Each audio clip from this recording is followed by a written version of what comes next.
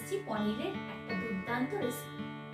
আমি আজকে বানাচ্ছি পনিরের মালাই কারি। পনিরের মালাই কারি তৈরি করার জন্য আমি নিয়ে নিয়েছি পনিরগুলোকে কিউব করে কেটে নিয়েছি। আর এই পনিরটা আমি আমার বাড়িতে তৈরি করেছি। পনির বানানোর ভিডিও তোমাদের দেখার ইচ্ছা থাকলে আমি ডেসক্রিপশন বক্সে লিঙ্কটা শেয়ার করব, দেখে নিও। দেখো পনিরগুলো খুব সুন্দর জমাট হয়েছে। এখানে 400 মতো পনির নিয়েছি। পনিরটা মালাইকারি বানানোর জন্য আমাকে খানিকক্ষণ ম্যারিনেট করে রাখতে হবে।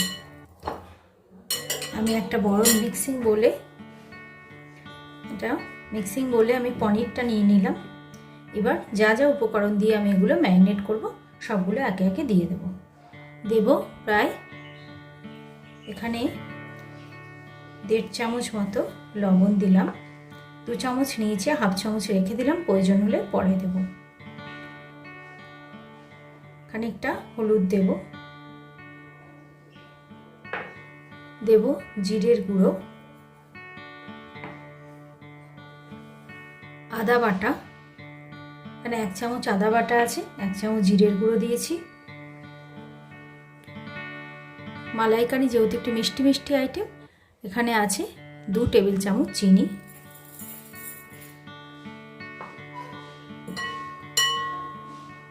1 বাটি গুঁড়ো নারকেল নিয়েছি।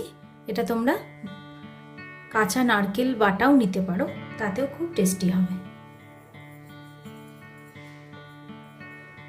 বা নারকেল কোড়া নিলেও একই রকম টেস্ট হবে।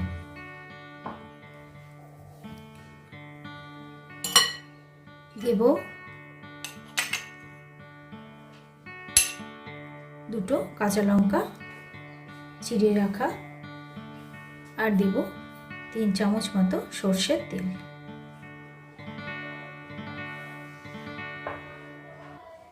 আর দেব খানিকটা এলাচ দারচিনি গুঁড়ো। এই সমস্ত উপকরণ দিয়ে আমি পনিরটাকে ম্যারিনেট করে নেব।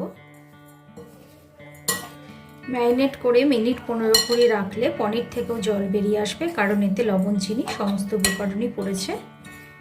এইভাবে আমি পনিরটাকে মিনিট 15-এর জন্য ম্যারিনেট করে রেখে দেবো। তারপর আমি রান্নাটা শুরু করব। মিনিট 20 হয়ে গেছে, পনিরটা আমি ম্যারিনেট করে রেখেছি। এবার এটা আমি রান্না শুরু করব। দেখো আমি একটা কড়াই নিয়ে নিয়েছি, কিন্তু ওভেনটা আমি অন করিনি, কারণ কড়াইটা আমি গরম করব না। প্রথমে আমি ম্যারিনেট করা পনিরটা কড়াইয়ে ঢেলে দেব। তো ম্যারিনেট করা পনিরটা আমি পুরো কড়াইয়ে দিয়ে দিলাম। এবার আমি ঢাকনাটা দিয়ে দেব। গ্যাসের ফ্লেমটা এবার অন করে দেব, কিন্তু একেবারে কমিয়ে সম্পূর্ণ সিমে দিয়ে আমি গ্যাসের ফ্লেমটা রেখে দেব। এভাবে আমি মিনিট 5 মতো এটাকে গরম হতে দেব। মিনিট 5 হয়েছে, পনিরটা আমি ঢাকা দিয়ে রেখেছি। আস্তে আস্তে কড়াইটা গরম হচ্ছে। এতে আমি কোনো রকম জল ইউজ করব না। এর মধ্যে এবার আমি দিয়ে দেব 1 কাপ মতো দুধ।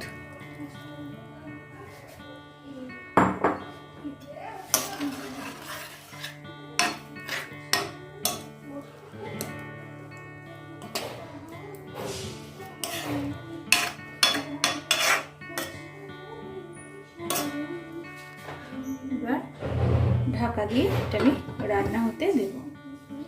মিনিট 5 হয়েছে, এটা আমি ঢাকা দিয়ে রেখেছি।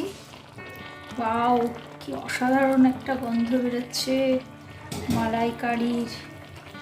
সর্ষের তেল, এলাচ আর নারকেল সব মিলিয়ে মালাইকারির একটা অদ্ভুত সুন্দর গন্ধ বেরোয়। একটু নেড়ে চেড়ে দিই পনিরগুলো সব দিকটা, যাতে খুব সুন্দর করে টেস্টটা ঢুকতে পারে। এটা মোটের উপর 10 মিনিটের রান্না, আর একটা অসাধারণ পনিরের আইটেম। আর মিনিট 5 চাপা দিয়ে রাখলে রান্নাটা কমপ্লিট হয়ে যাবে। আমি একবার টেস্ট করে তখন দেখব। আরও মিনিট 5 হয়ে গেছে। পনিরে যেহেতু সেদ্ধ হওয়ার মতো তেমন কিছুই নেই, শুধু পনিরের টেস্টটা ঢুকলেই হয়ে যায়, সেজন্য মিনিট 10 রান্নাটা কমপ্লিট হয়ে যাবে।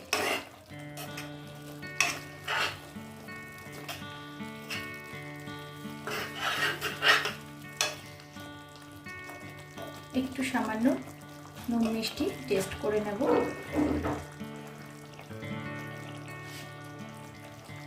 দুর্দান্ত হয়েছে, টেস্টটা সাংঘাতিক লাগছে।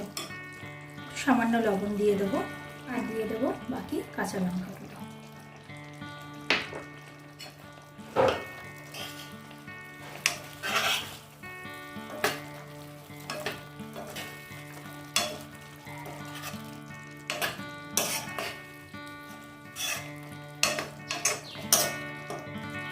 গ্যাসের ফ্লেমটা অফ করে দেব।